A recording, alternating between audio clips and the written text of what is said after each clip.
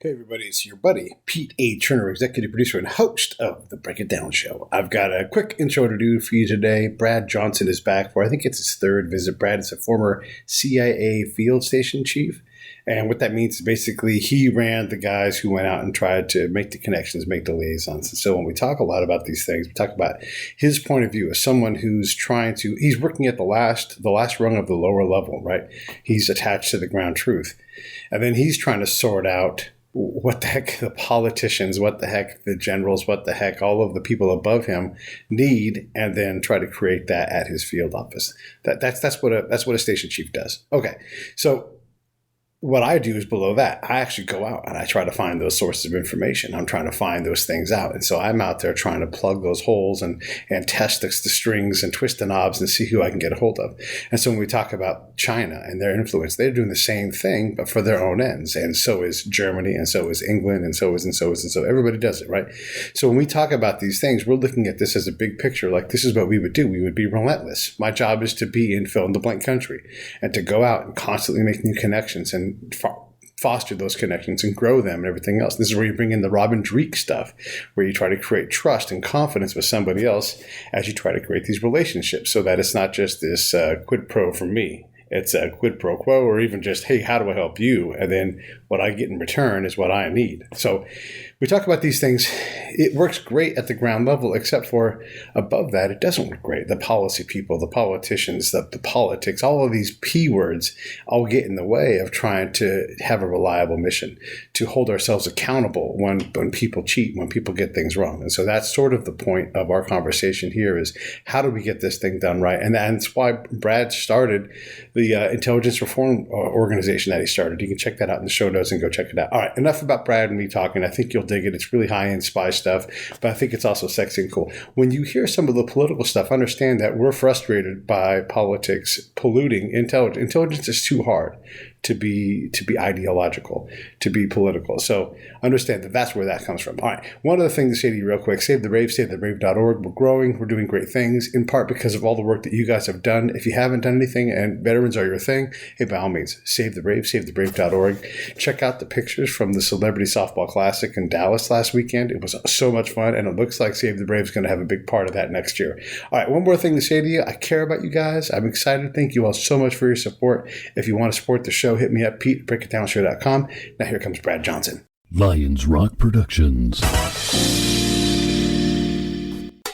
This is Jay Moore. This is Greg Cruz. This is Bryce Vine. This is Dexter from The Offspring. This is Nathan This East. is Sebastian Younger. This is Daryl Amy. This is Stuart Copeland. This is Mick Gillette. This is Andy Summit. This is Dr. Bob Greenberg. This is Gabby Reese. This is Rob Bell. Hey, this is John Leon Guerrero. Hey, and this is Pete A. Turner. This is Brad Johnson. You're listening to the Break It Down Show. And now, the Break It Down Show with John Leon Guerrero and Pete A. Turner. Yes, indeed. Look, I love these spy versus spy episodes because you and I have both done the job in various forms, and you know how different our world can be, but our job involved around gathering information to help our country, whether it was like me, tactical level for a commander who may be a 22-year-old kid, or you servicing, foreign policy at the highest level. There's a lot of different ways to approach these problems. And I guess my first question, Brad, is in these political times where things are super divided and we have problems even just getting a legitimate investigation or doing what legally we're required to do when there's a compromise, can we ever get the politics out of intelligence? Well, of course, that's the purpose of Americans for Intelligence Reform, and why I founded the organization a few years ago, is to try and start to work on that. Truthfully, it's not certainly one of those things that can be fixed with who is there. And so we're going to have a kind of a change of philosophy and how government is looked at. And that's something that's very difficult to overcome. We had in President Trump somebody who was willing to take a look at all of those sorts of issues from that way. He, unfortunately, a great president, but unfortunately was kind of ill prepared to understand how to make government do what he wants. That was just one of the things that he didn't really have the background for. And the people he surrounded himself with were either people that weren't working towards those same goals or who were just like him and didn't know. So I would have to say, under current circumstances, I mean, ultimately the answer to your question is no. Politics cannot be taken out of the intelligence anytime soon, and certainly not under the Biden administration, where that's a big net plus from their perspective. So it's a real problem. I want to and I don't want to make this like about Donald Trump and Joe Biden, but this is sort of where we're at right now. One of the problems with Donald Trump, no matter how effective or ineffective he was, is just his presence drove, 40% of the nation crazy, and to the negative, to the detrimental. So even if he was going to get things right, let's say half of the time, because being president is hard, that's not a knock on him. It's an impossible job. Half of the nation is still going to think he gets it wrong. So he gets to be right like 25% of the time and doesn't ever get credit. And this is for Joe Biden as well, to get better. I mean, every president has gotten better from day one to day, whatever they had left. If you're at 25% approval capacity, because you are going to make mistakes, again, is it even possible, or should we even take the politics out? Or I don't know. How do we deal with this problem where someone who even tries doesn't know enough to know enough, but people who know enough are polluted because they're part of the problem? Yeah, I mean, there a long list of issues there that you've laid out with that. I mean, first of all, President Trump, while he had his weaknesses, and you're absolutely correct pointing out that every president comes in with strengths and weaknesses, and there's no real way to prepare to be president. I mean, it's a one-time type of job that there's not a lot of equivalency to. They do kind of say that, well, being a governor of a state is kind of an executive position with some parallels, which I'm sure there are parallels, but still, it doesn't really necessarily prepare you to be president. But so Trump, one of his great weaknesses was, I would say, not really understanding bureaucracy in government, which, in the scheme of things as a person, that's probably a plus. Having come out of the swamp, I don't count that as any great virtue, understanding bureaucracy and the nonsense that goes on there. The way he handled the economy and the way he handled foreign relations, and of course that's my background, having been overseas most of my adult life and watched how he handled the economy. I mean, while he was hated by 40% of the country, you have to look at the job, his performance on what he did there, and he's probably one of the great presidents of United States history. I mean, he did some great things in the economy. So while his grade should be A or A plus, and the argument should be between those two things, certainly on those two areas, which are near and dear to my heart, he was roundly criticized by the press and Democratic Party, but it's irrational. Those things were irrational. If you looked at what he actually did and what he accomplished and how it impacted the United States of America and we the people, then he's at AA plus for certainly those two things. Now, you have a group of I'll continue to use your number of this 40% of the population that still hate him no matter what. Well, is that a criticism of President Trump, or is that a criticism of the position of president, or is that a criticism of those 40% of the people? And I would argue to you that that's those 40% of the people that are absolutely fruitcake over this stuff, don't care about reality, don't care about the truth, don't care about what's good for the United States of America. They don't even care what's good for them. And the thing that the lowest unemployment rate to ever exist for most of the minorities in the United States, Hispanics, blacks, Asians, things like that, those are completely glossed over. Well, screw those guys. I mean, that, like I said, that's irrational. So why should any of us jump into this mass hysteria and all of that? So that point that you make there of the 40% is a criticism of those 40%. And they need to be rational and look at this. And Joe Biden, the problem with Joe is, I mean, even his vice president criticized him and pointed out in the primary that he's senile. And, everybody just looks at this stuff he says that's like, no vaccination existed before he became president for COVID, and, the wrong date, what office he's running for. I mean, and he did make the comment that he's put together the largest team to commit fraud in election history and stuff like that. I mean, that, okay, that's Joe. Joe says stupid stuff, he does, but the problem is much deeper than that. And, you have to deal with the reality of the situation, because you've got a guy in the Oval Office who may not understand what that button in front of him does when he pushes it. There's stories about him. Jill, his wife, said some comment about every morning he wakes up and says to her, "Where are we now?" And yeah, haha, it's a joke. We're at the White House, but it's also, if he's seriously getting up in the morning and saying, "Where am I?" There's some problems there, and all of that. We need to look at this and deal with all of this stuff rationally, and we don't. And the intelligence community, kind of moving on to the last segment of what you mentioned, that kind of, lays the groundwork for the problem that you see in the intelligence community, because what they do now is, because they're political, the information they obtain goes through a prism, and it's split out, and only the acceptable information is passed forward. So the problem with that is it's the same thing in the court system, where you leave out exculpatory evidence, meaning you leave out evidence that proves the guy's innocent. Well, it's the same thing in intelligence. You go through this filter of deciding which information to move forward and which information to hold back.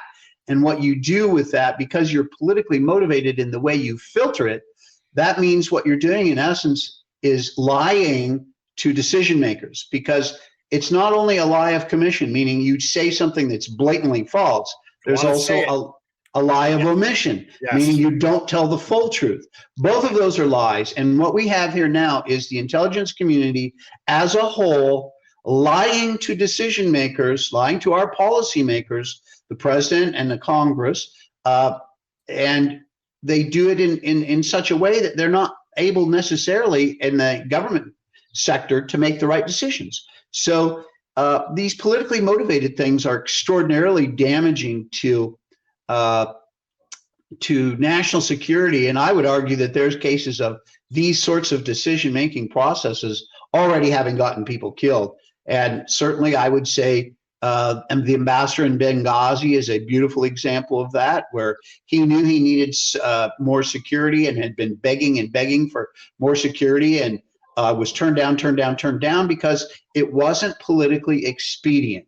What they wanted was to show this friendly hand reaching out to the inhabitants in that particular Muslim country, and they didn't want to appear to be unfriendly, didn't want to build walls and all of that. And what happened, and this is something nobody likes to talk about, what happened was just one day, whenever they got around to it, they stormed the embassy, killed everybody in there, including the ambassador, stripped him naked, stuck a pole up his behind, and they paraded him around the city for hours naked on that pole as a result. Now, that is just abject stupidity. People should have gone to jail, should have been investigated. And that was, of course, during the Obama days with Hillary Clinton as Secretary of State. And not only, and just look at how that was handled. Like I said, essentially it was a cover-up. And Hillary Clinton said, famously, what difference does it make now why they did it? Well, let me answer that. Because one of the reasons it makes a difference why is because in all of these things, and I think, Pete, you'll support me on this a lot, is you always want after action reports. You want lessons learned. Why did this horrible thing take place?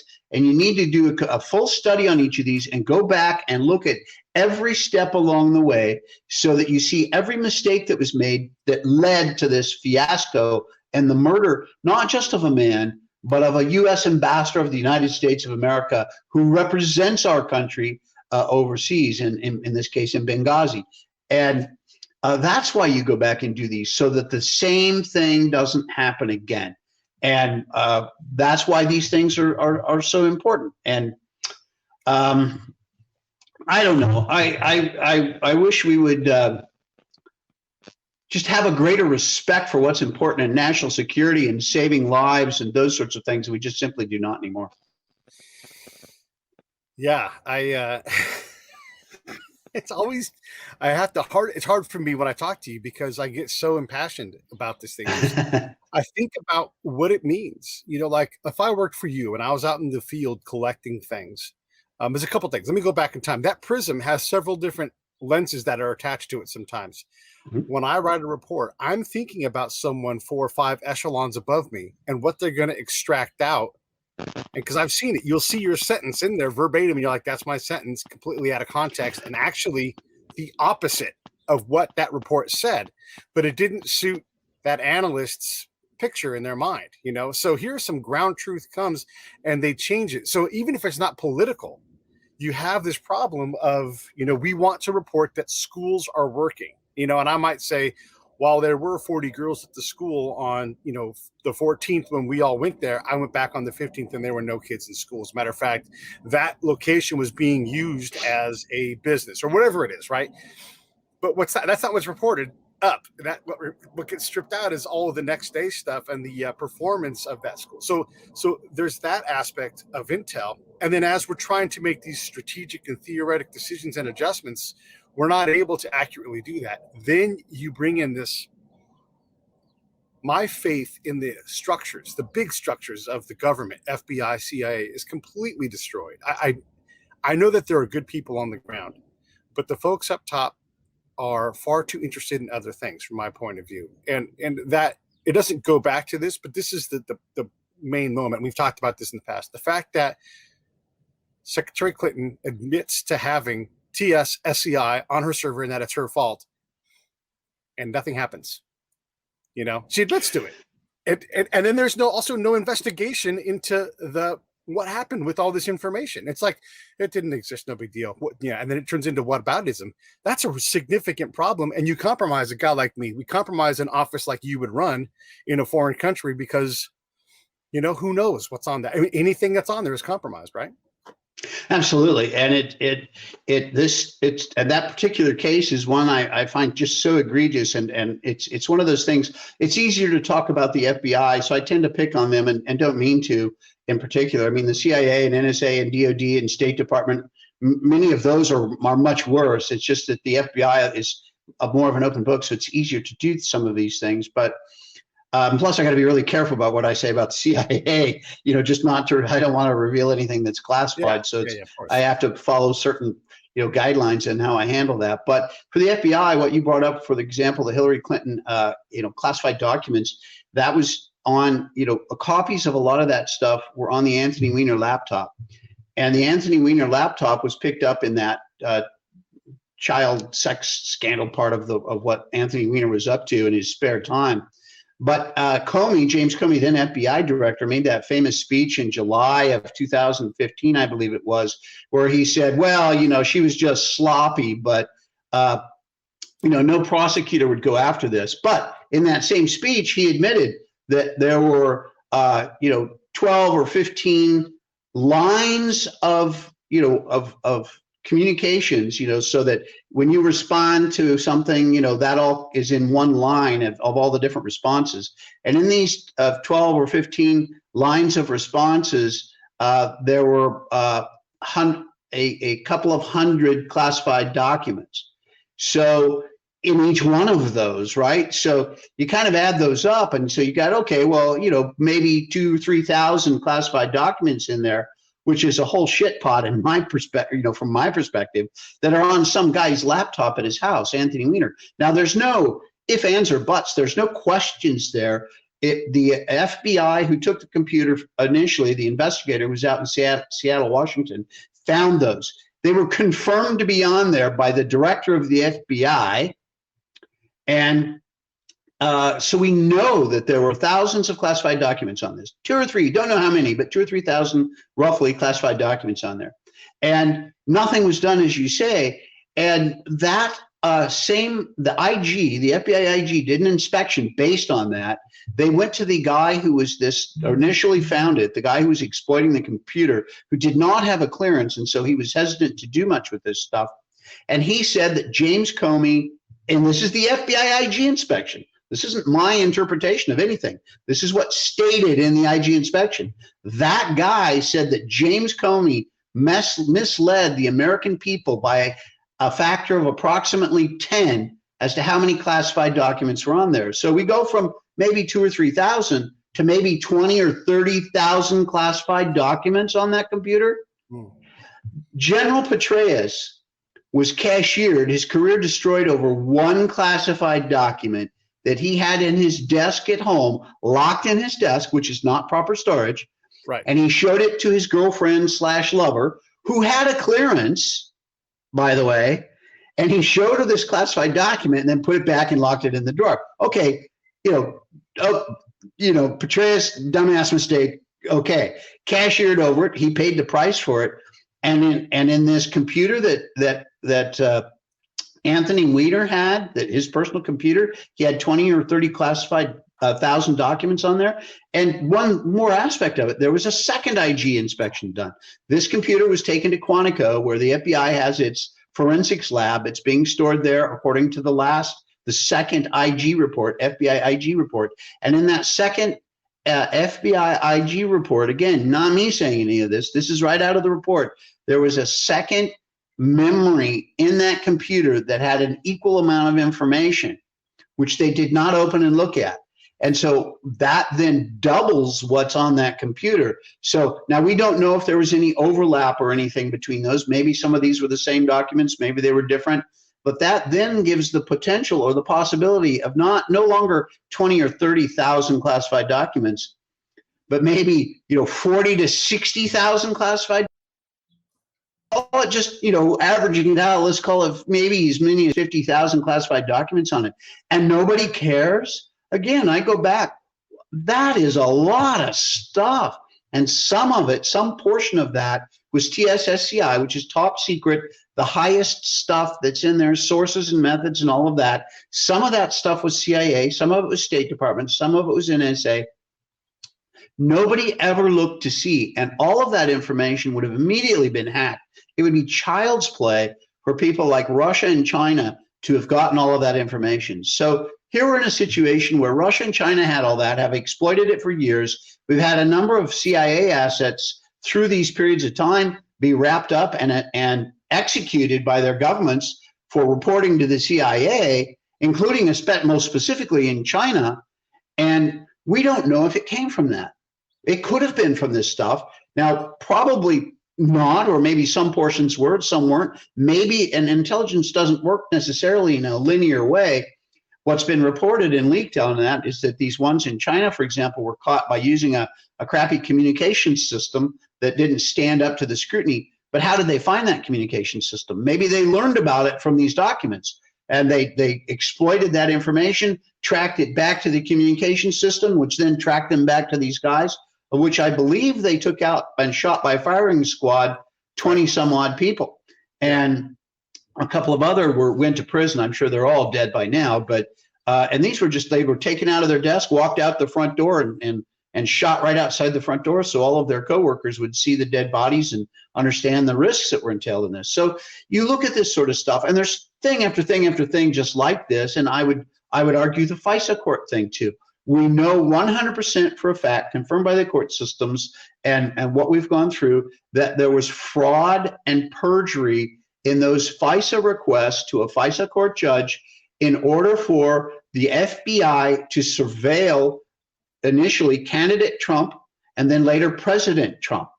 And so we know that was taking place, but what's going on with that? Where is the investigation? Supposedly John Durham is doing that, but outgoing AG Barr, Attorney General Barr, said that, this is just a very small thing. Don't be expecting much out of this investigation. So once again, if you're in a position of power, if you're in that group of elites, if you're a political elite, you don't have to care what the laws are.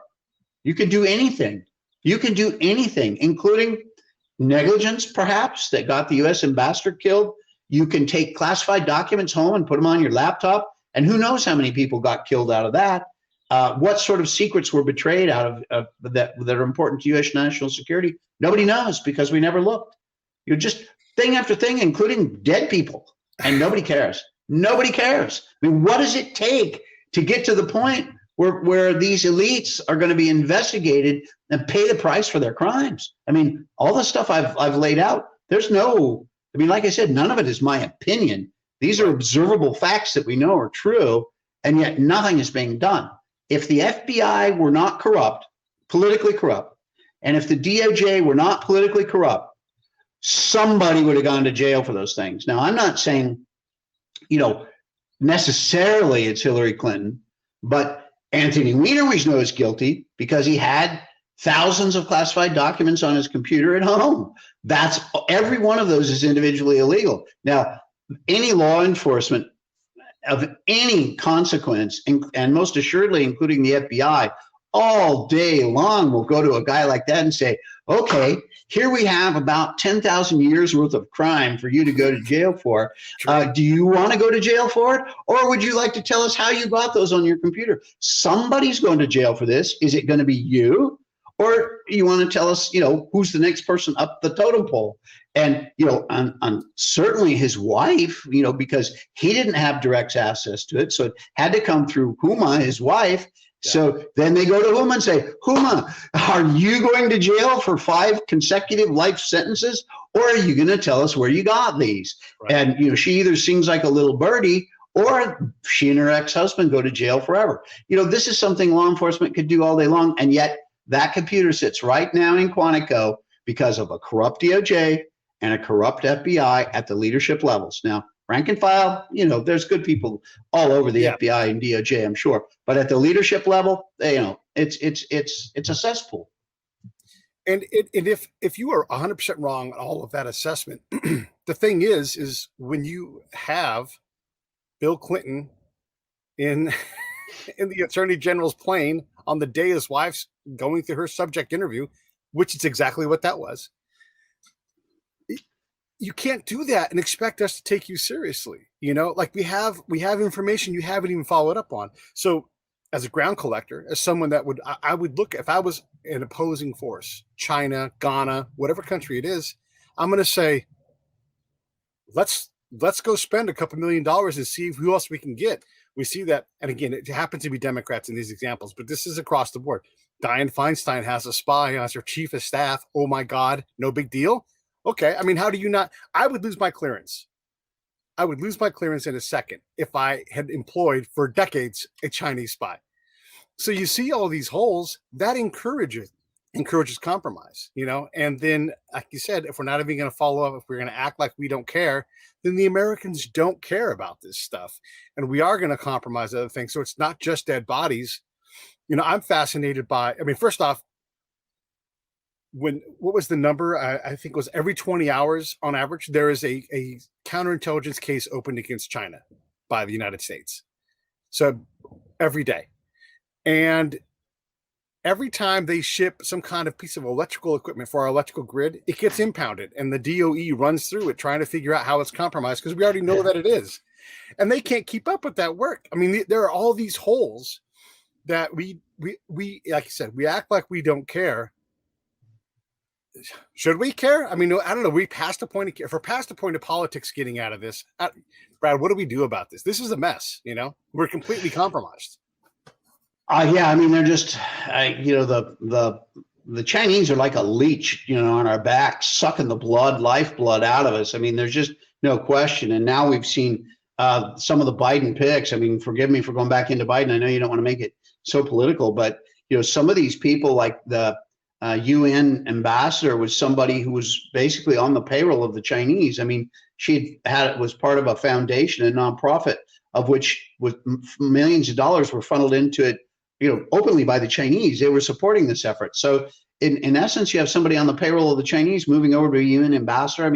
You would have to look, in a rational world, you would look at that and say, well, even if this was a decent person, the optics on that are so crappy, we can't have that person. And she should never have been, I don't know if that approval's gone through yet or not. I don't remember where it stands, but it's something that everybody should vote against. It should be, almost unanimous against her, both Democrats and Republicans. But again, it's in one of these things where politics have taken over everything and are kind of starving the tree off of any sun and water. Let me go back to one thing you mentioned, though, too, because you raised Dianne Feinstein. And again, it's one of those corruption elements that we see, particularly political corruption out of the FBI. Dianne Feinstein, it was discovered by the FBI that she had a spy for the Chinese on her staff for 20 years out in California, chief of staff at her office back at her home state. And they went to her and said, hey, you've got a spy at working for you. So she fires him and he goes back to China. Congressman Swalwell, who's sleeping with a Chinese spy, who's also funneling money, according to the FBI, funneling money into his campaign, he gets told, hey, you're sleeping with a spy who's the one also putting money in your campaign, And, so he goes and tells her, apparently, because the next day she left the country and was back in China. So compare that to how President Trump was treated. And this, by the way, this is regulation. This is what you're supposed to do. Right. They suspect some low-level schmuck of on his staff who wasn't even a paid person. He was a volunteer, of being a Russian spy. And so what do they do to him? They lie and cheat and steal on a FISA warrant to surveil him and didn't. And one final point on Swalwell and Dianne Feinstein, senator from California and congressman from California in Swalwell, which interesting coincidence, by the way. I don't like coincidences. And so she's got this guy on her staff for 20 years. Well, let me start with Swalwell. One of the things that the FBI pointed out that was a problem with this lady that he was sleeping with was that she had been recommending people for him to put on his staff in his office. And they apparently had hired somebody like that. Now, I don't know if it was like an unpaid intern or a staff position, that sort of thing. But let me just say, having been a human intelligence guy for, basically my adult life, that's just like absolute pablum, basic 101 sort of thing that you would do. I have handled cases where I'm doing similar things with similar objectives, and I guarantee anybody, it is child's play, absolutely guaranteed. Chinese intelligence, very first thing they thought of was use these people to get people in the pipeline into Swalwell's office. And most people have never worked on the Hill and don't see how it works, which God bless if you've never had to go through that nonsense. But the way that works is a lot like musical chairs. These staffers move around to different staffs, and the positions they're in are not well paid. So they're always looking for a little bit better job on somebody else's staff or somewhere else. So once you're in there and once you're working, it's like this gateway to the rest of the Hill. So it's why it's an absolute no-brainer for an intelligence service working against us when they have a channel like this to put somebody in there. Now, going back to Dianne Feinstein, this guy was her chief of staff for 20 years. What does that mean? She has to campaign out in California every 6 years, and that means she needs donors and money and all of this. Does anyone think that the Chinese did not take advantage of that to funnel campaign funds into her? They did. What comes with that? What comes with that is the ability to say, by the way, I gave you $10,000 for your campaign. My nephew of my cousin needs a job in Washington, D.C. He wants to go out there as an intern. It can be unpaid. It can be one of your low-level staff. It can be this or that. 20 years, how many people were put in that pipeline to go out and work on the Hill? And where did they end up? What offices are they working at now? And again, nobody, where the hell is the FBI on that? How many people were run through there? How many Chinese spies are working on the Hill right now that were put into that pipeline and put into those positions by Dianne Feinstein's staff or by Swalwell's staff? How many? And the answer is nobody knows. Were there attempts to do so? Yes. Where did they end up? We don't know. Because where's the FBI? We don't know. They don't investigate that stuff because it's a Democrat. If it were a Republican, well, they'd go to FISA and they'd get a warrant and they would surveil them and go look at all that stuff. So it's just this runaway political corruption that we have here. How much damage can be done by Chinese spies who are staffers on the Hill? And I'm telling you right now, it's devastating, absolutely devastating. They would have the inside track on policy and budget. And depending on which staff they were on, if they were on any sort of intelligence oversight, they would have tons of information. It's very hard to even calculate how much damage could be done and probably was done through just those two cases. And yet nobody goes and looks at it. And like we talked about earlier, you have to go back and do those damage assessments. And you have to go back and look at how did all this happen to us, and make sure you close those gates so it doesn't happen again. And nobody's doing it. Nobody's talking about it outside of myself. I mean, it is kind of the reason for having Americans for Intelligence Reform. But, outside of that, where's mainstream media? Fox News, they don't talk about stuff like this because it's a stick in the eye of politicians, and they don't want to do that because those guys have too much power. And the leadership, they all look at it. Dianne Feinstein or Chuck Schumer and Nancy Pelosi. Nancy Pelosi for Swalwell was saying, I don't have a problem with Swalwell. He's a good guy. That's just that little thing happened, but so what? Didn't matter. Nothing important there. Nothing to see there. No, And how do you know there's nothing to see there? Because the investigation was never done. And even when we do investigations, nothing ever comes of it. Again, how long do we investigate all of these stupid things? Russiagate, the emails, all these things. And then nothing comes of the investigation. I mean, we investigated over and over again, the whole Benghazi thing. And look, I've worked in dangerous places. There's never enough security. Someone's always asking for more. So maybe it's just a shitty set of circumstances, which is instantly covered up with a lie. Okay, maybe that happens. But we never, ever get to the point where we're like, how do we improve this? How do we prevent this? If you have to hire former SEALs and infantry guys to protect a consulate, because you can't protect these things, and these guys have fully automatic weapons and are getting into gunfights like that, we've got a problem. We've got a bigger problem to deal with. I want to also make the point, if we flip the camera around, and I don't want to make you say anything you don't need to say for the CIA, but if I come to you as my boss and I say, I have got a member of parliament and I've got my source hired on there, and they're going to be chief of staff, and these staffers tend to hop around all the parliament offices, is that valuable to you? You're going to lose your mind and be like, yes, we're going to get you a team. We're going to run this. We're going to expand it. And we're going to crab out into all of these things. And we're not going to be pushy. We're going to be so invisible and quiet. No one's ever going to know what happens. And you say China and Russia, of course, but everybody collects on everybody. Everybody does. And then one of the things for the audience, so like we have an agreement with certain countries that we're partnered with. It's not a big secret. Everybody knows that.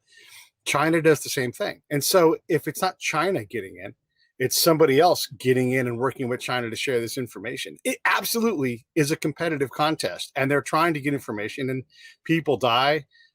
Billions and billions of dollars are stolen in terms of, IP and other things. Another thing that China does really well is they get someone into a university where they start doing research for something that will be classified one day. But right now it's so early in the process. So you have a spy who's ahead of the classification, which is another dream spot. So when you talk about these things, Brad, these are big, complicated, hard problems. We're not even talking about how to improve the quality of our agents on the ground who collect. We can't even protect our own stuff, let alone effectively go out. I mean, maybe we're better at collecting other people's things, but gosh, who even cares if our house is leaking so much, we're not in any way protected. And it's not just Democrats. We only have seen these Republican or these Democrat examples. If there's 2, there's 20, and they're everywhere. That's right. And I would say this is one of the things that's just come up recently. I mean, one of my many criticisms of Dianne Feinstein, a person for whom I have no respect whatsoever, she's somebody through her family. I looked at every year they have to do financial disclosures, and in her financial disclosure, I've forgotten now precisely, but I think she's worth roughly $600 or $700 million. Getting close to $1 billion of wealth between her and her husband. Most of that made by the husband, roughly half of which was made by doing business with China. And now that by itself, Dianne Feinstein, in her defense, what she says on that is that she has a firewall between what she does and what her husband does. Okay. Yeah, all right, fine. Okay, that's never been investigated. So, I would want to take a very long, serious look at that personally, but that's fine. But that also exists on the Republican side. This is something that just came out in this little spat between Mitch McConnell, the GOP leader of the Senate, and Republican leader of the Senate, and his wife, who's also of Chinese descent. And they jointly have also made something along the lines of, say, $200 million, not nearly as much as Dan Feinstein, but a large chunk of which, perhaps again, half of that money came out of doing business with China. So, I mean, that by itself, to me, should be a very important factor in things that get looked at. And to me, that should be nonpartisan. However, it is not. It is not looked at by anybody. It's not considered a concern by anybody. But if you look at the voting record of those two particular individuals, how they vote in relation to China, they're some of the softest voters on those issues. Now, is there a linkage between making $100 million or more by doing business with China and voting very gently on China issues? I would argue that that is something that should be examined and looked at. And I find it very suspicious. If Mitch McConnell were somebody and Dianne Feinstein were people that were just like hammering China on a daily basis, well, for one thing, I doubt they'd be making the hundreds of millions of dollars. But if they were hammering China on a daily basis, I'd be a little less suspicious. But, sometimes if it walks like a duck and quacks like a duck and has feathers like a duck, maybe it's a duck. Maybe we should look at it and see if indeed that is a duck. But none of that stuff is done. And why? It's because they're the political elites. It's just the elite leadership at the FBI and DOJ and the politicians and the media. That's all one group of people. And they view themselves as all one group of people. And if you look at how these business deals are done, these real estate deals, how does Chuck Schumer become a multimillionaire? Real estate deals, all of them had that. And there's cases of where people probably won't remember now, but Charles Rangel was a very senior guy, out in New York, I believe, that very senior guy in the Democratic Party and had a lot of chairmanships and stuff like that. Very powerful guy. And, he was doing all these dirty deals in real estate and had this property that he hadn't declared on his taxes that was income producing. And he got caught laying by the pool in his swimsuit at this condo that he owned, illegally by IRS standards, and was destroyed out of that stuff. But that's just one guy, and like you say, if there's one, there's 20. And in this particular case, I would say we're pretty safely in the 10 or 15 range here. So, that probably means that times 20. I mean, there are hundreds of these guys. And it's just, it's this breakdown of our system. And part of the problem I have with all of this stuff and not knowing precisely what to do is, and I use FISA as an example. The FISA laws were well written. They were well thought through. I've worked in those issues. I'm very familiar with how it's used when it's used properly. And there's nothing really wrong with the FISA laws. What's wrong with that is who was there enforcing it. And you had guys with, James Comey and James Clapper and Peter Strzok and people like that were there that were signing these FISA warrant applications to a FISA judge who were lying. And they were misrepresenting the facts. And John Brennan, the former CIA director, all those guys were involved in all this. If half of those guys had been honest people who were doing their job and protecting the United States of America, they wouldn't have been able to get away with it. But they were all in that same group of people. So the problem isn't the laws.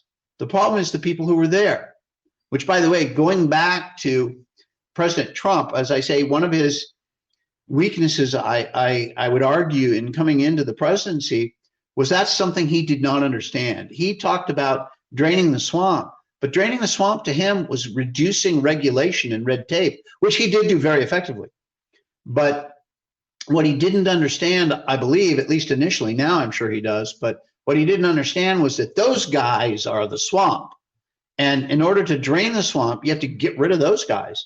Now, I would go about it if I were president, which, trust me, I have no interest in that job. But if I were president, one of the things I would look at is, for example, the FBI, how it's structured. Now, the FBI, J. Edgar Hoover long wanted, after World War II, when the CIA was going to be established, J. Edgar Hoover fought like a mad dog to get that under him in the FBI. One of the main reasons, there were other reasons, but one of the main reasons it was not was because it was too much power in one person's hands to be director of foreign intelligence all around the world and the lead federal law enforcement agency in the United States of America. That was too much power, which, by the way, that was how the KGB was organized in the Soviet Union. When the Soviet Union fell apart, what did they do? They broke that in half, much like the US did, because too much power in too few hands, even for them. And so we created this FBI, but now what do we have? Now the FBI is actually split roughly 2/3 and 1/3. 2/3 is the same criminal division that everybody, is used to seeing, that enforces law and all sorts of ways, all sorts of different crimes. And you have the 1/3 that is a full-blown intelligence agency. It's basically a mini CIA. And what do we have? What was Peter Strzok? Peter Strzok was from that. He was from the CIA division of the FBI, which is the mini CIA within the FBI. And this is a perfect example of why too much power in too few hands creates political corruption. Because eventually, even if we started out and put a good guy in there, eventually somebody will follow along that is weak as a person, more his morality, his self image, all of these different things are so weak that he will fall into the political corruption. And that was what we had happen with Peter Strzok. And in some ways, that's not his fault. In some ways, it's the fault of the system that we allowed to be created under the FBI. So one of the things that absolutely has to be fixed, and this is something that will need to be done, and that is you're going to have to break those two things out. That CI division of the FBI has to be split out of the FBI and become either its own agency or maybe kind of combine some other things in with it, but as a separate agency. And the FBI criminal division needs to be exactly what it is and just keep going exactly as it does. That needs to remain, where it is, what it is, as it is. But that CI division, the mini CIA that exists within the FBI, has got to be split off. It just has to be, because again, too much power in too few hands. And I would even argue that some of that needs to be looked at DOD, because DOD now has DIA, a lot of intelligence stuff going on. Does that really belong in the hands of the military? Again, they're the guys with all the guns. Having all the guns and the serious weaponry, that's a lot of power. So do you want to add to that power, or are you putting too much power in too few hands? I would argue one of the reasons that OSS at the end of World War II was split off and put into its own CIA agency was for exactly that. They did not want all that power sitting in the hands of just the military. And yet now the military has its own, I wouldn't even call it a mini CIA. I would say it's like a pretty much full-blown CIA. And they also have their own intelligence units within the Marine Corps, Navy, Army, and they all have their own intelligence functions as well. Now, some of that is straight up military order of battle, belongs there sort of stuff, but some of it is not. And this is in large part a major cause of this corruption that we have now, because of power concentrated in too few of hands. One of the reasons traditionally the CIA was not a cabinet position, most people don't know that. It was not a cabinet position because cabinet positions decide policy. CIA, for example, this was, and I love Reagan as a president. I think he's, again, one of the great presidents that we've had in certainly modern history, but in all of history. He was a great president, accomplished great things, including the fall of the Berlin Wall. But one of his mistakes was the guy that was the head of his campaign, who, by the way, his campaign headquarters was located very near me from when he won his first election. And that man was a close friend of his that had come out of OSS. And so he put him in as director of the CIA and made it a cabinet position based on that friendship and trust that he had for that man. The problem is, like I said, you put in a good guy, but after that good guy has a brain tumor and dies, somebody else gets in there and it remains a cabinet position. So now what do we have? We now have a CIA that's fully political. The director of the CIA is a cabinet position, goes to cabinet meetings, decides policy. That's wrong, because what you want is intelligence to have not a damn thing to do with policy. You want them to go get the information, give it to policymakers and say, screw you, do with it what you want. This is the truth. So, don't care what you think of it. Go do what you do. And that's what you have to have. And that's just been eroded at every level. Again, I know I'm going on this, I'll shut up in a second, but one last point on this is under the Obama years, under then CIA Director John Brennan, all of those things were dissolved, even in-house.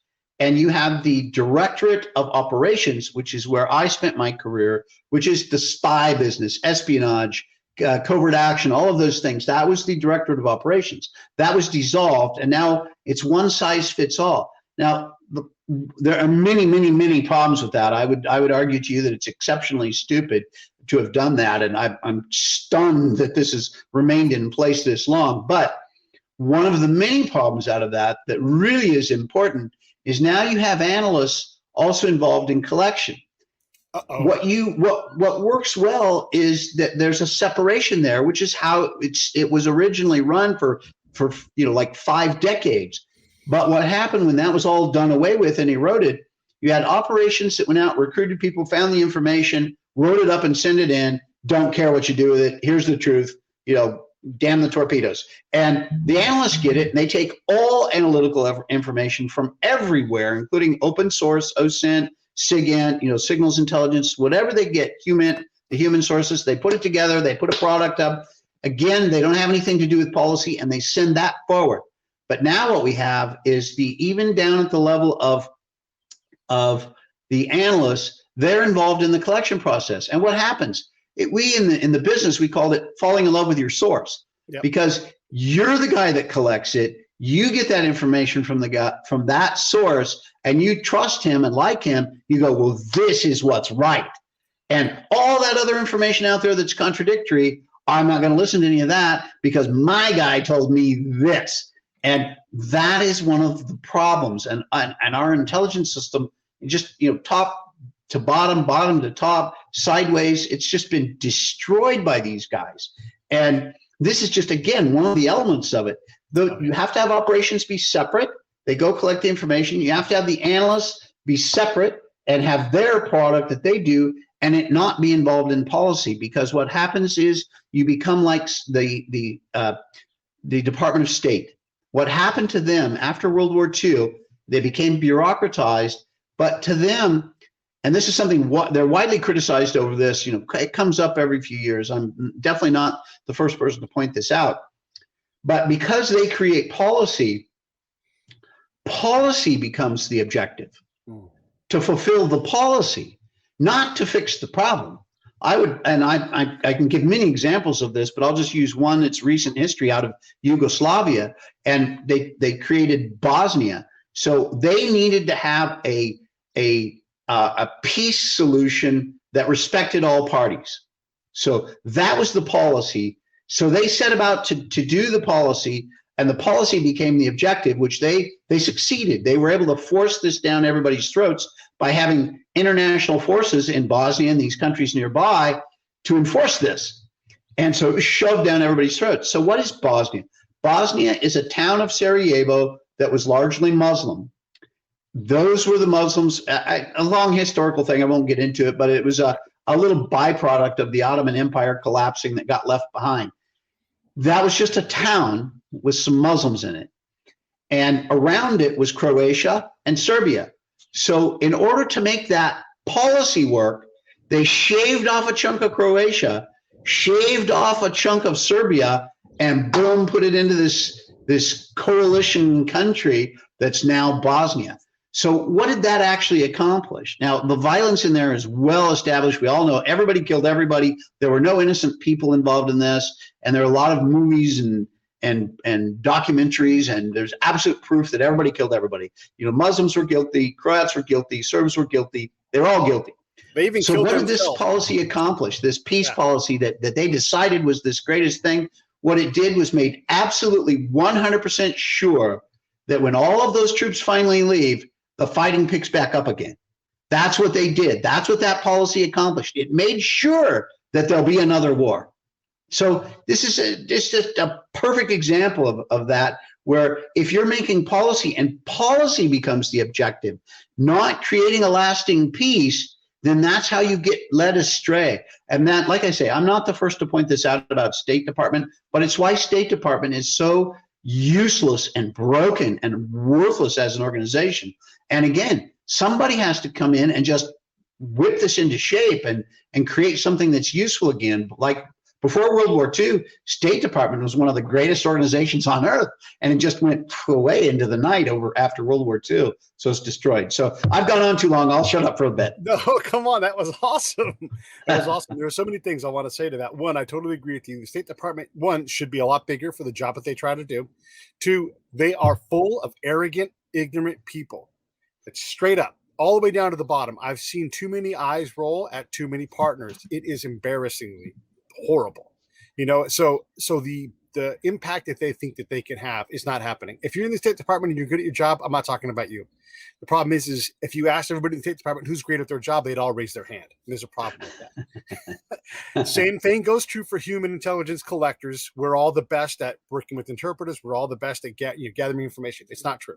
So some of the things I want to say, and you didn't smash Susan Rice, and we should smash her too, because for super smart lady, she forgets an awful lot of important stuff.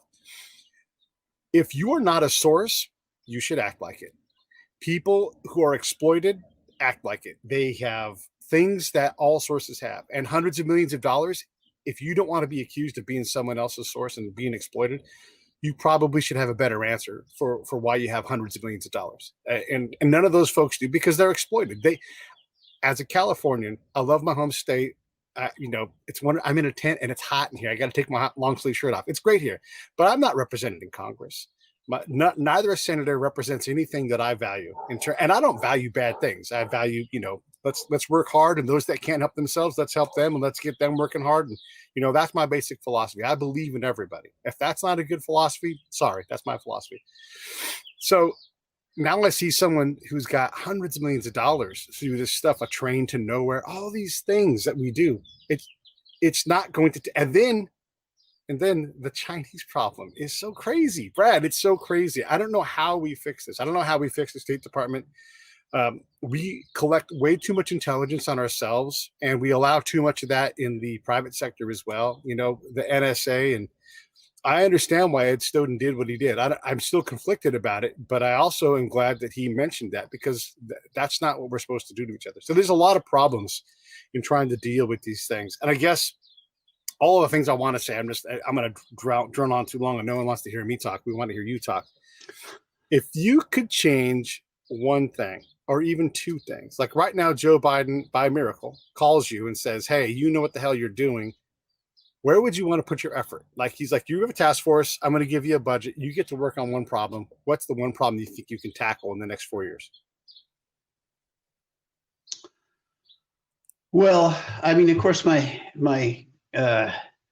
area of expertise is in intelligence. So if there was one thing that I could do that I was given the power to do by President Biden, I guess it would be I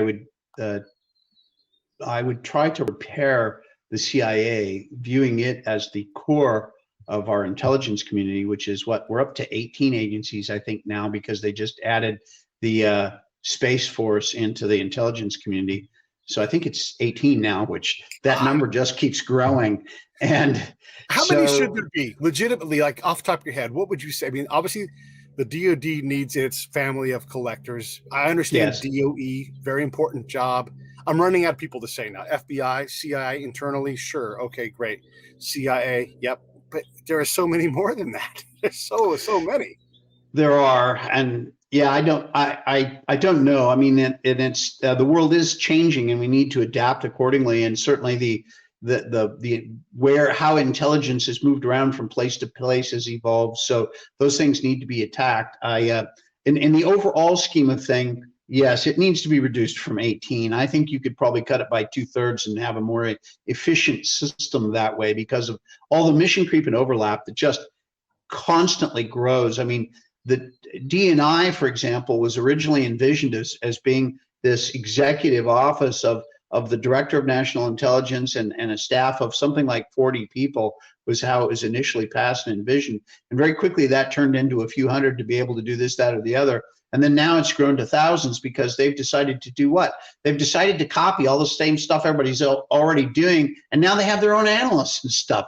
I mean, just this is how this works, and government budgeting and all that stuff allows. But back to your original question, I guess if I were allowed to do one thing and given the power to do it, what I would do, and this is something I do in fact recommend and have talked about in the past, would be to take over the CIA, and I would divide it in two. First of all, I would make the CIA, I would try to meld the DNI into the CIA and make the CIA one of the things it was originally intended to be, and that is the clearinghouse for analysis. And I would concentrate as much of the analysis in there as I could, and certainly put the DNI in charge of that. I would have a director of the CIA, but under the DNI, all sitting right there together at the CIA. I would take operations completely out. That door has to be shut between the two of them to make it clean. But if you have a director of the CIA handling all of the analytics, you have a DNI who then is that person who sits on the president's not staff, but the good God. At any rate, when policy decisions are being made, it would be the DNI that would be over there, not the director of the CIA, to create that separation, between the politics and decision making of policy and the structure of the analytical business taking place. Then take the operations end of it, split that all out, and create a separate new CIA organization that's only operations, where it's completely separate. And that way, they have nothing to do with policy. They have nothing to do with the analytical business. All they do is go out and collect the truth. And, if you don't like the truth, that's your problem. You do with it what you will. And that would be a way to do it. In fact, I know where I would put them. The FBI had a headquarters that they were considering putting in out in Loudoun County, right by Dulles Airport. I'd put the new CIA operations office right in there, and the communications and hook up to internet and satellite and all that stuff is perfect out there. And there's even space at Dulles Airport. You could probably sneak in some office space for one reason or another, some nefarious thing or another. And I would like to see that happen, so that we, again, get the operations doing only operations, not doing the analytical work, so that one does not infect the other, and then create an actual center for intelligence out of the CIA. And then have that be the seat of the DNI power. From there, then it would make more sense for that individual to be able to see what is it the DIA is doing, what are the DOD elements doing, what is the FBI doing, and direct those things, I think, in a more rational manner. So I would probably, that would be if there were one thing I could do, that would be it. So now I'm not expecting Biden's people to be knocking down my door here, but that would be it. Now, last time we had an interview, actually, I'm pretty sure I was promised a dog catcher position if Biden were to become president. So I'm still waiting for that phone call. I haven't heard back on that either. I'm gonna send Robert Hunter an email about that. That's true. Yeah. Robert, where'd you go, dude? Where's my dog catcher job? Yeah. Yeah, and the other thing is that we need to do, and I'm positive you'll agree with this, is we do a terrible job. We have such a great capacity to find all these super smart people and have them become collectors or analysts, and you're 1,000% correct. This job is a sales job anyhow. You don't need the person who's collecting, doing the analysis. Maybe in very extreme cases, or like when I'm forward pushed out and there's no one to work the stuff for me, okay, maybe, but we're talking hyper tactical. That's not what you're talking about.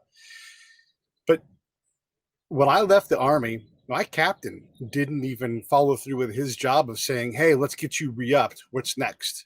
And we lose a lot of very, very, very capable and developable, if that's a word, agents that just walk away because they've had it. They've been ignored. They've been overworked. It's like, why don't we, from that central clearinghouse of intel, go look at these guys, let's at least talk to them. And instead of making them come all the way into the system and be told no, because that's the standard answer, let's identify these young agents and figure out where they want to be, if they want to be. Because I would have stayed. I would have gladly come over to the CIA if I could have done it internally. But I put my application in and it was like, I'm no longer interested. The moment passed, and so I walked away. And I had done a lot when I left the military, and I did even more afterwards when I was with the DOD. And and I walked away because no one cared about me ever, and that can't happen. DOD kind of has an inherent problem, and it's one of the elements of where managing something like that is just by its nature difficult. And that is especially the Army. The Army is big. I mean, they don't call it big green for nothing. It's just big, and you have a lot of generals, which nowadays. Again, this is kind of esoteric. It doesn't matter. But when you get your 1-star, your first star as a general, basically you've kind of made it at that point. You're a made man, if you want to call it that. And after, I think it's 1 year or two, you automatically get your second star. And from there, you may not necessarily progress past that to get the third, and very few get the fourth. But when you get there, to have accomplished that now in today's military, you're political, because it's a necessity now because of budget and how it works, and budget battles, and how to, it's all these rice bowls. It's how to get more into your rice bowl to make you bigger, to get that third star or fourth star. And, to get that fourth star, you have to change US policy in some way or something like that, where it really floats you to the top and you can get that fourth star. Well, that's all political in nature. And so to succeed, you have to be political. And, as I say, it's one of the inherent issues. It's big. There's a lot of generals in the Army, and they're all vying for one thing or another, that shiny thing on the hill they want to put on their own plate and that sort of stuff. So how do you combat that? And I would, no pun intended with that, but it's a hard thing to overcome.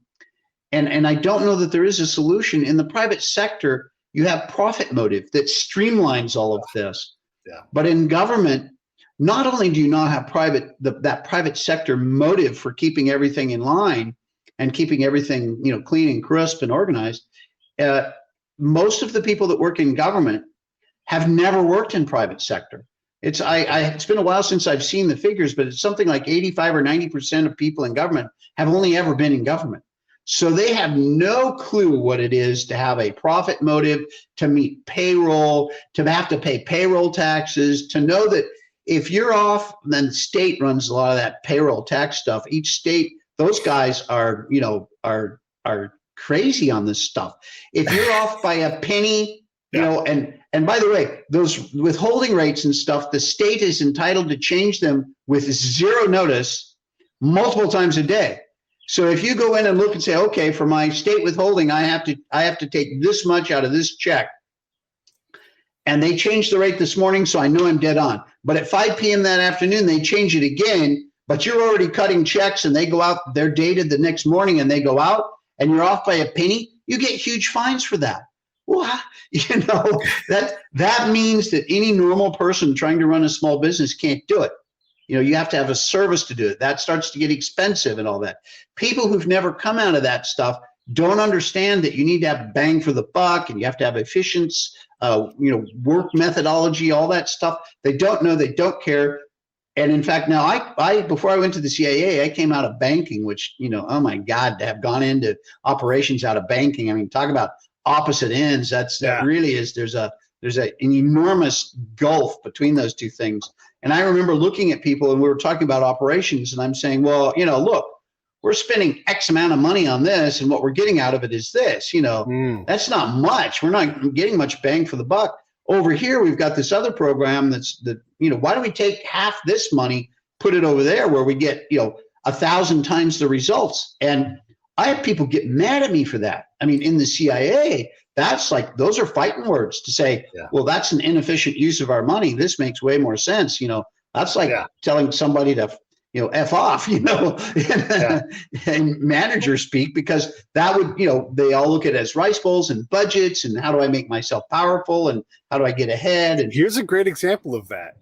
When I was I was teaching source operations. And so when we were out of the classroom and doing role playing, which is the thing that we all do when we train, we were allowed to wear civilian clothes. Someone always had their hands on our budget, and someone always wanted to put us in a uniform. And it's like, what on earth do you think we do? We can't go run around town practicing being a spy in uniform. I mean, we will, and then you'll get notified that people are conducting military operations in town. But it doesn't make any goddamn sense, Brad. I mean, this job is so hard to do. It's so incredibly dangerous to be a field collector. I mean, I was realizing the other day, 20 plus years after the fact, we would go out on our team, maybe 4 of us, maybe 5 with an interpreter, and we're all busy thinking our asses off, trying to figure out what question to ask, what language are we, all these things. If someone chose to jump us, and 3 of us had 9 mils. There were only 2 M16s on this team, and we would run all over the place, It's incredibly dangerous. And you're going to sweat me. You're not going to send me to other countries so I can understand how to work with any culture. Then why are we doing this? Why are we spending $1 trillion on anything? Spend $100,000 to get someone up to speed with culture, and your agent will instantly be better. These things don't make me crazy. And then I wanted to make a point too about generals. And I'm going to be critical of Secretary Austin for a minute. Secretary Austin's last job when I worked with him, he was the commander of MNFI, which is he was the general of the Iraq operation. And I think at best you can say you give him a C. I ran around town. I was the ground truth guy. I saw all the things that were horrible and screwed up, and we didn't do a good job of pulling out of there. That's on him. He's the boss. And it's not a criticism of him as a person or anything else. But now he has this job as Secretary of Defense, and all I know is that here was the biggest, most important job you had. You were a commander in a foreign combat space, and it didn't work. It didn't work. So he got promoted. I can't get a job over in D.C. He gets promoted. God bless. Good job. Way to go. But come on. Yeah, that is kind of the way things go. I can give other cases of similar things. I won't, because I'd have to say the names, and some of them are even actually kind of well known. But yeah, certainly the Iraq War was had many issues. A lot of decisions that were made, and some of these were by State Department, some by the military. The CIA, we were pretty small players in the scheme of things. We were not the 500-pound gorilla at the table, so didn't get to make a lot of those calls. But I would argue too, when they got rid of the Saddam Hussein's party, the Ba'ath Party, and made that illegal or disbanded it or whatever they called it, but they threw them out on their ears and wouldn't use them. I would say that was a classic mistake. That was one of the things, by the way, that the Army did argue to keep, because they looked back at World War II with the Germans, and they kept all the low-level functionaries of the Nazi Party because they were the ones that ran the waterworks and the electric plants and all of that. And, and they were just like an electrical guy, and you wanted to be in that position, you had to join the party. Same thing with the Baathists. You wanted to run the electrical plant, you had to be in the party. And so they should have kept those low-level guys based on the military model, and that was ignored. That was a State Department call, and so they got rid of all of those guys. True. I want to say this is real life things. When I was there, we're trying to build confidence in the government, and then the locals would say, that guy right there that you guys picked for governor, problem number one. Yep. He was a cobbler before you guys got here. The guy who we liked, yeah, he was a Baathist, yeah, he was Sunni, but you guys killed that guy. So like problem number 3, 4, and 5 right there. So we pick a guy. At least they think so, and now they're never going to trust that guy. And the guy they like is not bring backable because we killed him. You know, we did a terrible job with that. Terrible job. That did not work. And by the way, dividing Iraq into 3 pieces is not good foreign policy. Just going to say that out loud, just for anybody who doesn't know that. Well, the whole Iraq thing too is kind of an artificial concept that came after the colonial powers divided up all of that on the heels of World War I and all that stuff. So there's just inherent organizational problems with that whole area of the world, and we're still playing those things out and having wars and shooting and hatred among the different groups out there and all of that. I mean, they should have. I think Trump, he didn't do this very well, but I think his instincts were right, saying that these guys have hated each other for 1,000 years. Let them kind of divide it among themselves. But if you're going to do that, then you have to you'd have to sort of like let them all form their own new countries based on their own boundaries versus, these artificial boundaries that were put there because, the French wanted to control this sector and the Italians that sector and all of these sorts of things. I would point out, I mean, one of the, it's going to be a problem forever are the Kurds, for example, the largest ethnic group of people that don't have their own country in the world.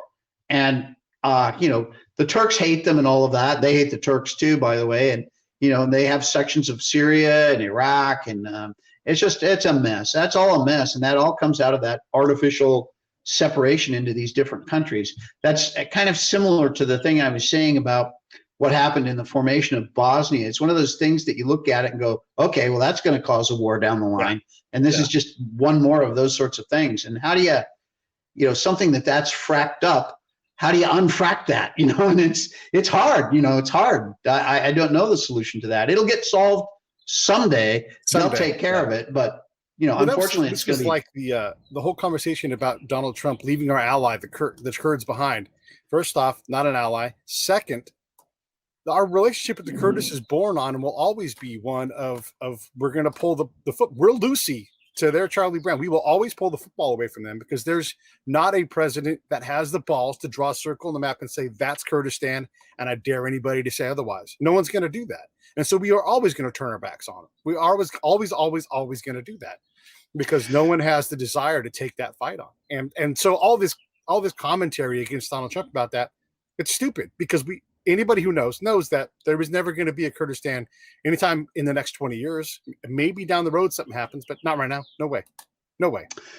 Probably not, although a lot of people said something similar to having the embassy be in Jerusalem too, and that did finally happen after 6 presidents? Yes. Something along those lines. Yeah. So I may be off by 1 or 2, maybe it was 7, maybe it was 5, but yeah, that had been going on forever. And by the way, Biden has said his pick for the UN was talking about moving that embassy back to Tel Aviv. Why? Which I think they really hate the Israelis.